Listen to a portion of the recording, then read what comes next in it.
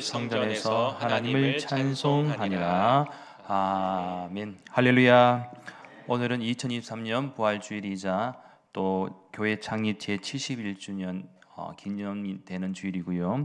또 홈커밍 데이로 하나님께 예배를 드리게 되었습니다. 먼저 오늘 거룩한 주일, 그동안 잘 뵙지 못했던 교우들 가운데 또 오랜만에 주님의 전으로 나오신 여러분을 주님의 이름으로 환영하고 축복합니다. 그리고 바람이 있다면 하나님의 은혜 안에서 새롭게 믿음으로 결단하고 시작할 수 있는 은혜와 축복이 여러분에게 있기를 예수님의 이름으로 간절히 축원합니다. 오늘 이 시간에는 잠시 앞뒤 자분들과 함께 이렇게 한번 축복의 인사를 나눴으면 좋겠습니다. 먼저 예수님 부활하셨습니다 라고 한번 인사 나누겠습니다. 예수님 부활하셨습니다. 네. 한 번만 더 인사하겠습니다. 당신에게 부활의 기쁨과 소망이 있기를 바랍니다. 당신에게 부활의 소망과 기쁨이 있기를 바랍니다. 할렐루야. 오늘 이 시간에는 너희는 이 모든 일의 증인이라는 제목으로 잠시 하나님의 말씀을 나누도록 하겠습니다. 미국에서 가장 유명한 시인이자 소설가 칼럼니스트인 찰스 부코스키는 똑똑한 사람들은 의심으로 가득 차 있고 또 무지한 사람들은 자신감으로 가득 차 있다라고 했습니다. 이렇게 말한 것은 실제로도 오늘 우리 시대에 당면한 어떤 세상의 문제점들이다라고 볼 수가 있는데요. 그러니까 세상에는 너무 똑똑해서 온갖 의심으로 가득 차서 어느 것이든 쉽게 믿지 않는 부류의 사람들이 있고, 또 반대로 자신이 가진 신념이 있지만 또 검증되지 않은 무모한 자신감이 가득 차서 너무 쉽게 믿어버리는 무지한 사람들로 인해서 또 사회적 문제까지도 이게 발생하는 그런 부류들도 있다라는 것입니다. 그러니까 이 무조건 의심하는 것도 문제이지만 또 너무 쉽게 믿어버린 것도 문제다라는 사실이죠. 그래서 오늘날 너무 쉽게 믿어버린 사람들 가운데 특별히 이단이나 사이비에 이렇게 빠지는 분들도 많이 있지 않습니까? 그래서 이런 말도 있습니다. 무식한 사람이 신념을 가지고 행동할 때가 가장 무섭다라는 사실. 그러나 부활이라는 것은 똑똑하다고 무조건 의심하거나 또 무지하다고 무조건 쉽게 믿을 수 있는 일이 아니다라는 것입니다. 즉 부활은 인간의 이성이나 지적 수준으로 믿고 말고 할 수 있는 문제가 아니다라는 사실이죠. 하지만 부활하신 예수를 믿는다는 것은 말처럼 쉬운 일은 아닙니다. 왜냐하면 2000년 전에 예수님의 제자들마저도 이 부활의 주님을 믿지 않고 의심했던 적이 있었지 않습니까? 하물며 예수님을 직접적으로 만나보지도 못한 오늘 우리 시대의 성도들, 그리고 세상 사람들이 어떻게 부활을 쉽게 믿을 수가 있겠습니까? 그래서 지금도 여전히 세상 사람들 가운데는 어떻게 죽은 사람이 다시 살아났는지를 도저히 믿지 못하겠다고 이렇게 부활을 부정하는 사람들이 있습니다. 따라서 과거부터 현재까지도 한쪽에서는 부활의 증거를 찾고 있고 다른 한쪽에서는 부활의 허구의 증거를 찾고 있습니다. 어쩌면 이 부분은 주님께서 재림주로 이 세상에 오실 때까지 이 종지부를 찍기는 어려울지도 모릅니다. 하지만 우리 믿는 성도들에게 있어서는 이 부활의 확신을 갖고 있기 때문에 큰 어려움은 없습니다만, 믿지 않는 사람들에게 이 복음 전파의 사명을 가지고 있다면 이 문제는 좀 해결되어야 될 부분들이 많이 있죠. 따라서 오늘 이 시간에는 오늘 본문의 말씀을 통하여 우리가 배울 수 있는 교훈을 크게 두 가지 관점에서 간략히 말씀을 좀 나누도록 하겠습니다. 첫째는 부활의 신비는 인간의 이성으로는 이해할 수 없고 믿어야 합니다. 오늘 본문 46절과 47절 말씀에 주목하시면 또 이르시되 이같이 그리스도가 고난을 받고 제3일에 죽은 자 가운데에서 살아날 것과 또 그의 이름으로 제사함을 받게 하는 회개가 예루살렘에서 시작하여 모든 족속에게 전파될 것이 기록되었으니 라고 이렇게 말씀하고 있는데, 이 말씀은 성취가 되었습니다. 즉 예수님께서는 실제로 고난을 받으시고 죽으셨지만 3일 만에 다시 살아나셨고 부활하셨습니다. 그리고 이러한 사실에 대해서 복음은 초대교회로부터 시작되었고 지금은 전 세계적으로 복음이 모든 족속 가운데 전파가 되었습니다. 물론 아직도 미전도 종족 가운데에 여전히 복음이 전해지지 못한 나라들도 있습니다. 그건 앞으로의 우리의 복음을 전하는 과제이기도 하고요. 그런데 만일 이 복음이 우리의 이성적인 관점에서만 생각했다면 이런 역사는 일어날 수가 없습니다. 그런 의미에서 사실 인간의 이성은 하나님께서 인간에게 주신 가장 위대한 선물이기도 합니다. 특별히 하나님께서 인간에게 허락하신 이성은 합리적인 사고를 통해서 세상을 지배할 수 있는 강점이 되기도 했습니다. 하지만 문제는 바로 이러한 이성의 강점 때문에 인간은 자신이 가진 이성을 너무나도 지나치게 과신하게 되었고 때로는 절대화하기도 하였습니다. 그래서 흔히들 어떻게 알지도 못하는데 믿느냐라고 반문하며 신의 영역까지도 도전하고 있습니다. 이러한 도전에 대해서는 중세 시대의 위대한 신학자 중 한 분인 안셀렘 같은 경우는 이렇게 답변을 하기도 합니다. 나는 알기 위해서 믿는다. 나는 알기 위해서 믿는다. 그런데요, 이 말의 의미가 절대로 단순하지 않는 것이, 예를 들면 여러분은 지금까지 어떻게 지식 체계를 쌓아가고 있습니까? 태어나는 순간 부모님으로부터, 그리고 성장하면서 학교를 다니게 되고 또 선생님으로부터, 또 교수님으로부터, 그리고 책이라든지 지금은 인터넷의 발달로 이 과학적 도구를 통하여 지식 체계를 습득하고 있지 않습니까? 그리고 여기에 경험이라는 산물을 통하여 그 지식에 대한 더 확고한 확신을 가지고 살아가고 있습니다. 하지만 여기서 한 가지 질문을 던질 수가 있습니다. 만일 부모님을 의심하고 선생님을 의심하고 우리가 읽는 책을 의심한다고 한다면 의심하는 사람이 쉽게 지식을 쌓을 수가 있을까요?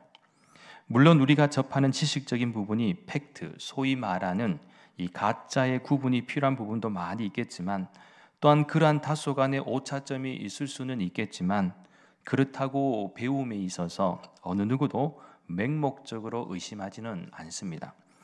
따라서 믿는 것도 그렇습니다. 아는 것보다 더 우선되는 것이 믿는 것입니다. 믿음이 있어야 알게 되는 것이죠. 무엇보다 진리를 알고자 원한다면 진리는 믿어야 합니다. 왜 그렇습니까? 진리는 변하지 않는 절대적인 영역이기 때문에 그렇습니다. 그리고 우리의 이성이 참으로 대단하지만 아직 우리가 아는 것보다 모르는 것이 더 많습니다. 창조주 하나님의 영역에 대해서 우리가 안다고 하지만 이 아는 영역을 넘어 믿어야 할 영역이 훨씬 더 크다라는 사실입니다. 그렇게 여러분 믿으십시오.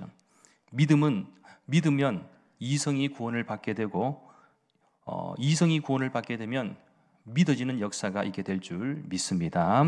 예수님을 믿으면 세상 사람들이 오해하는 부분들도 참 많이 있습니다. 예를 들면 예수님을 믿는데 세상 사람들보다 더 잘 나가지 못하거나 성공하지 못하는 경우도 그렇고요. 또 어떤 문제나 위기가 있을 때도 그렇습니다. 그러면 세상 사람들은 거침없이 공격합니다. 아니, 예수님을 믿는데 왜 넘치는 축복이 아니라 어려움만 있느냐고. 너희들이 믿는 예수님이 복의 근원이 맞냐고 반문하기도 합니다. 글쎄요, 세상 사람들이 잘 모르는 그리스도인들의 저력, 그 저력이 사실 우리에게 있거든요. 세상 사람들은 우리에게 항상 반문합니다. 그저 세상 사람들의 기준과 가치에서 뭔가 이렇게 잘 되지 못하고 성공하지 못하면 항상 반문을 합니다. 그런데 우리에게는 저력이 있다는 것이죠. 그것은 박해를 당하면 당할수록, 핍박을 당하면 당할수록, 문제와 위기가 심해지면 심해질수록 더 강해진다라는 사실입니다. 어쩌면 예수님을 믿는 사람들은 고난을 통해 성장하는 사람들입니다. 그리고 우리가 믿고 고백하는 예수님께서도 십자가의 고난이 있으셨기 때문에 부활의 영광도 있었습니다. 그리고 정말 예수님을 잘 믿는 사람들의 특징은요, 고요한 호수와도 같습니다. 왜 그런지 아십니까? 그래도 내게 있는 문제들 있을 수가 있고요, 위기도 있을 수가 있습니다. 그러나 우리는 우리에게 부어주신 하나님의 더 큰 은혜를 바라보기 때문에 그렇습니다. 그렇지 않습니까? 세상 사람들 다 어려움 없는 사람 어디 있습니까? 위기 없는 사람, 문제 없는 사람 어디 있습니까? 우리 마찬가지예요. 우리도 그렇죠. 그런데 차이점은요, 우리는 그래도 하나님의 은혜를 바라본다. 내게 부어주신 하나님의 은혜. 예를 들면 제가 큰 감동으로 다가왔던 어느 집사님 부부의 고백이 있습니다. 말로만 하면 누구나 알 수 있는 유명 방송국 카메라 PD이신데 아내는 서울의 한 명문대를 졸업하고 지금도 왕성하게 활동하고 있는 방송 작가입니다. 여러 방송국에서 작가로도 하고 있고 남편은 카메라 PD입니다. 그런데 예전의 신방 가운데 그 두 분의 가정 가운데 경제적으로 정말 어려운 순간이 왔습니다. 제가 들어도 이게 참 답답하더라고요. 어떻게 이렇게 이런 문제가 생겼지라 할 정도로 둘 다 똑똑한 분들인데 어떤 일이 이렇게 생겼을까? 마치 이 밑빠진 독처럼 두 사람이 아무리 벌어 갚아도 점처럼 빚이 줄지가 않는 것이었습니다. 그리고 그때 때마침 태어난 지 얼마 되지 않은 아이도 있다 보니 현실적인 문제가 너무나도 컸습니다.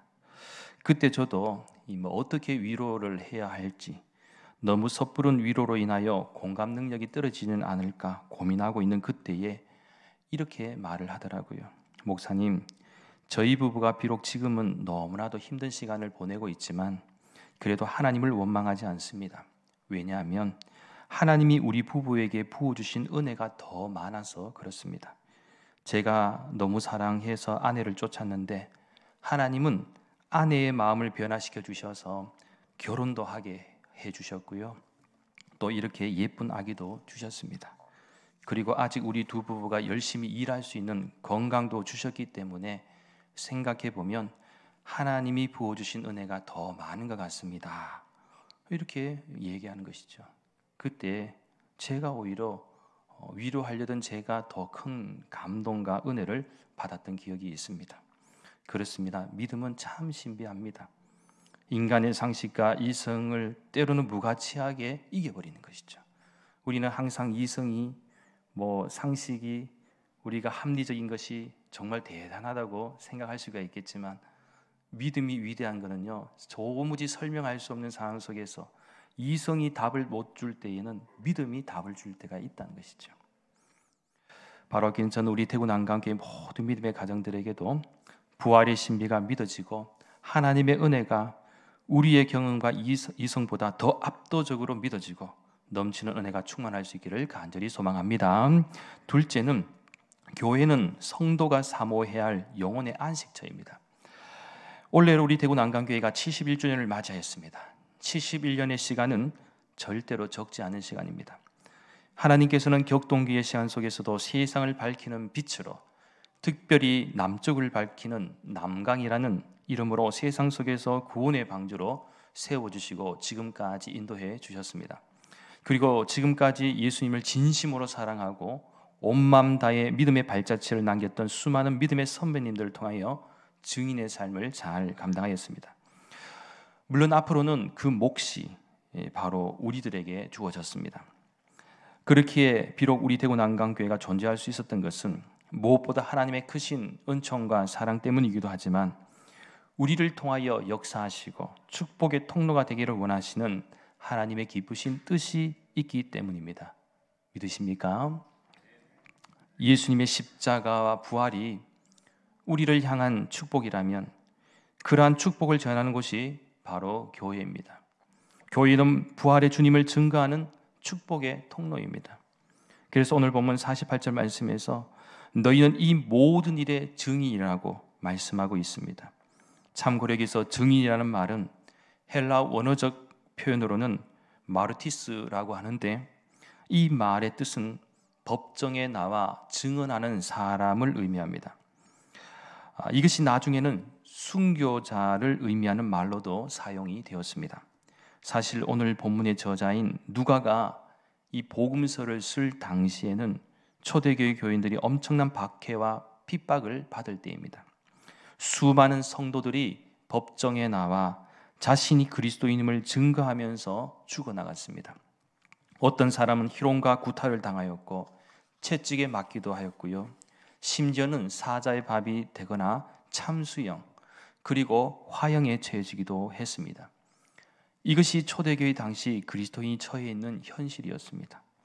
결국 오늘 본문에서 말하는 증인은 단순히 어떤 사실을 증거하는 사람이 아니라 순교의 각오를 가지고 주님의 복음을 전하는 사람을 의미합니다. 따라서 우리가 예수님의 증인이 된다는 것은 단순히 입술로만 고백하는 차원이 아니라 예수님을 위해서 목숨을 걸 수 있어야 한다라는 사실이죠.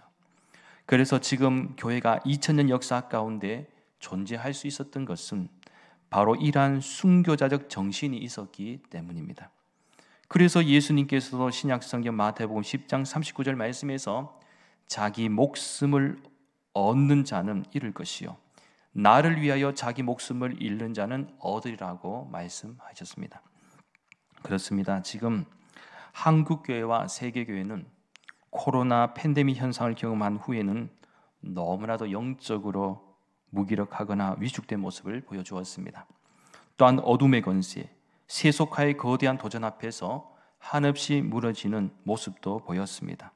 하지만 비록 넘어질 수도 있고 쓰러질 수도 있겠지만 영원한 패배는 없습니다. 왜 그렇습니까? 바로 우리 주 예수 그리스도께서 부활하셔서 어둠과 사망의 권세를 이기시고 우리에게 영원한 생명과 천국의 소망을 허락해 주셨기 때문입니다. 그렇게 우리는 주 예수 그리스도의 이름으로 선포하며 다시 시작할 수가 있습니다. 특별히 주목할 부분은 오늘 본문 50절부터 53절까지의 말씀인데요. 예수님은 하늘로 올라가시기 전에 손을 들어 제자들에게 축복하시고 제자들은 늘 성전에서 하나님을 찬송하였습니다. 누가복음의 마지막 장면은 마치 영화 속의 한 장면과도 같이 아름답고 극적인 은혜가 있습니다. 한번 생각해 보십시오. 이미 큰 슬픔과 실패와 낙심을 경험한 제자들이었지만 더 이상 그들에게 소망도 없고 기쁨도 없었지만 부활하신 주님이 오셔서 제자들을 회복시켜 주시고 나아가 확실한 약속의 말씀을 전해 주셨습니다. 그리고 주님은 주님의 피값으로 사신 교회를 통하여 세상을 밝히시길 원하셨고 무엇보다 세상 속에서 지친 영혼들이 교회에 와서 편히 쉬고 세상에서 고갈된 영혼들이 위로받을 수 있도록 은혜를 베풀어 주셨습니다. 그런 의미에서 여러분, 세상 속에서 혹시라도 방황하거나 길을 찾지 못할 때, 또한 내 영혼이 지쳐 더 이상 아무것도 할 수 없다라는 생각이 들 때 주님의 전인 교회로 나오십시오. 다윗은 구약성경 시편 23편 6절 말씀에서 내 평생의 선하심과 인자하심이 반드시 나를 따르리니 내가 여호와의 집에 영원히 살겠다라고 고백하며 찬양을 하였습니다. 주님의 전으로 오시면 주님이 두 팔을 벌려 여러분을 안아주시고 위로해 주시며 참 진리를 깨닫게 해주실 줄 믿습니다.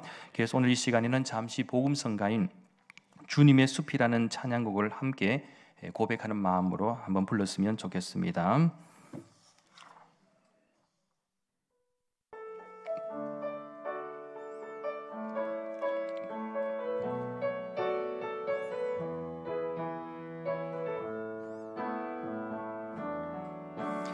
어느 날 문득 당신이 찾아온 푸르른 저숲 속에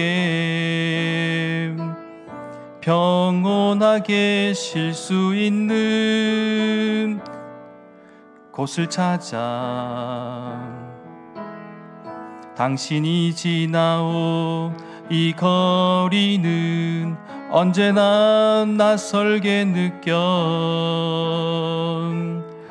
그 어디에도 평화 없네 참 평화 없네 그렇지만 당신의 앞에 펼쳐진 주님의 숲에 지친 당신이 찾아온다며 숲은 두 팔을 벌려 그렇게도 힘들어했던 당신의 지친 어깨가 이제 쉬도록 편히 쉬도록 여기 주님의 숲에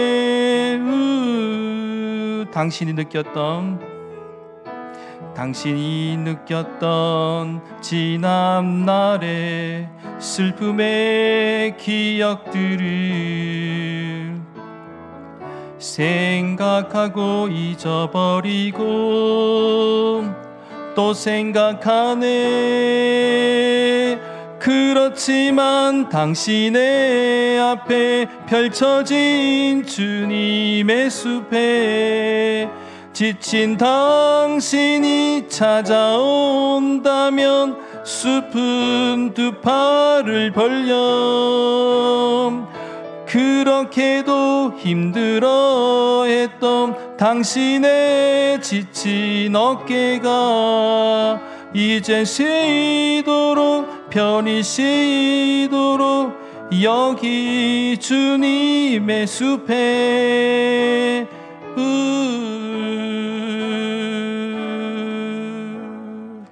그렇습니다.